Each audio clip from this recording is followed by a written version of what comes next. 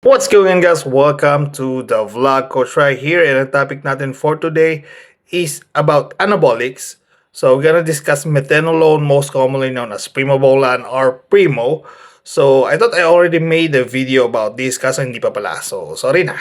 Okay? So if interested ka about this topic, just stay with me and let's go. First of all, I'm not a doctor. I'm just a registered nurse in the Philippines and a certified personal trainer here in the UAE. So kung ano man yung knowledge na makuha nyo mula sa video na to, bahala na kayo doon, okay? So this video is just for entertainment and educational purposes only.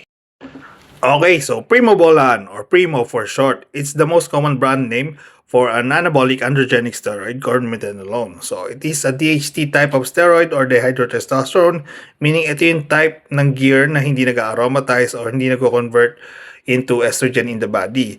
So usually makikita mo tong Primo in stock with other steroid kasi it's a booster type or amplifier type of steroid, meaning for example, you stack it with testosterone.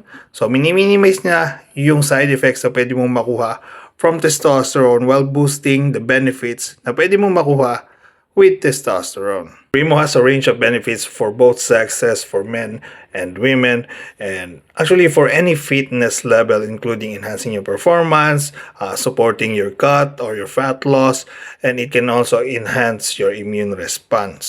So for women, ito talaga yung isa sa mga drug of choice nila aside from Anavar kasi it's a mild and safer anabolic compound compared to others. So it offers less or fewer side effects for female users due to its reduced androgenic effect.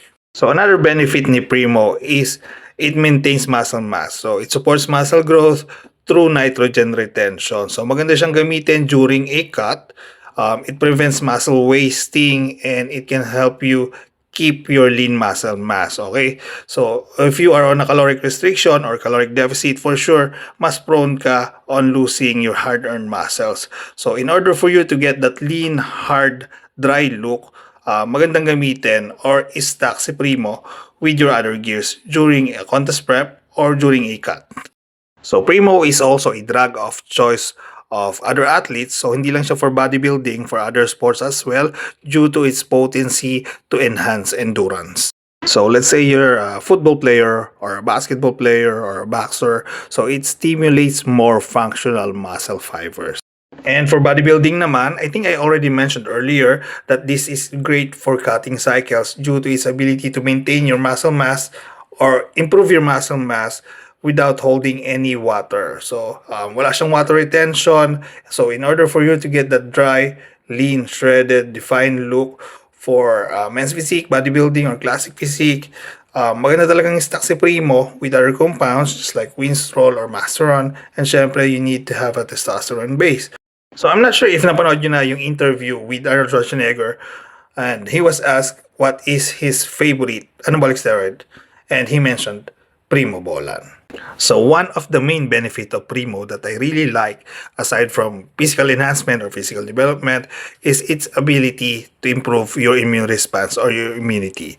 So when you are on a caloric deficit or you're taking a steroid cycle, so a steroid cycle can decrease your immune system, okay? So kaya nga tayo nagtitake ng vitamin C during cycle. So Primo has its ability to improve that and to combat illness during a cycle. So, kaya maganda talagang additional si Primo or stock during a cutting cycle kasi it prevents you from getting sick. So, Primo usually comes in two forms and two types. So, it comes in injectable form and oral form, which is the tablets. So, sa tablets, usually, yan yung short and fast acting, yung acetate. Okay? And then, sa long acting naman and slow acting or slow release, yan yung enantate type, okay? Or yung depot injections. Pero may acetate form na rin na injections, which is hindi ko ina-advise kasi it's so painful. It's like times 5 times 10 more painful than Winstrol, T-Prop, or kung ano man yung gear na masakit, times 5 nun or times 6, okay? So just stick with the oral form if gusto mo ng acetate. And if injectables, stick to enantate. About dosages naman, oral Primo dosages for men is 50 to 200 milligrams per day, and for female naman is 12.5 to 25 milligrams per day only. For Primobolan Depot or yung injection type naman, for men, ang dosages niyan is around 300 milligrams per week up to 800 milligrams per week. And then for female, usually they don't require higher doses, so 50 to 100 milligrams only per week. Cycle of Primo is 12 weeks, but didepende pa rin yan sa other drugs na you will stock with.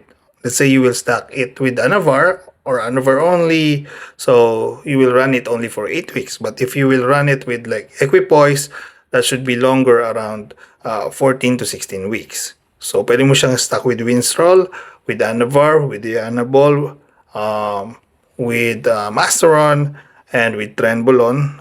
Actually, very versatile compound itong Primo, just like Anavar. And the best stock for Primo, syempre, with testosterone. Is Primo safe to use? Honestly, it's a mild compound. It's safer compared to other anabolic gears. But still, meron pa rin siyang side effects.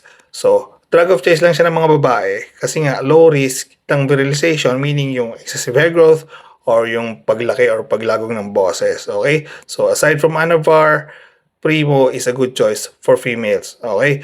So, other side effects niya is like oily skin, acne, it can cause also nausea and vomiting, and other DHT side effects. So, can you take Primo alone? So, Primobolan only cycle.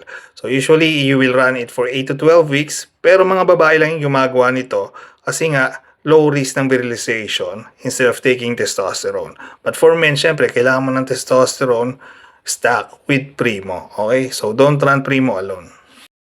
So, now, do you need to do or to run a PCT after your Primobolan cycle? Of course, you need to do a PCT. Drug of choice is SERMs or selective estrogen receptor modulator. So, for me, the best is tamoxifen. So, run it 40 milligrams every day for 2 weeks and then run it for 20 milligrams for another 2 weeks. So, total post-cycle therapy rank 4 weeks. So, ano pa ba? I think that's it. So, if you have some questions, suggestions, comment down below. Just let me know, okay? So, thanks guys for watching and I'll see you guys on the next vlog. God bless.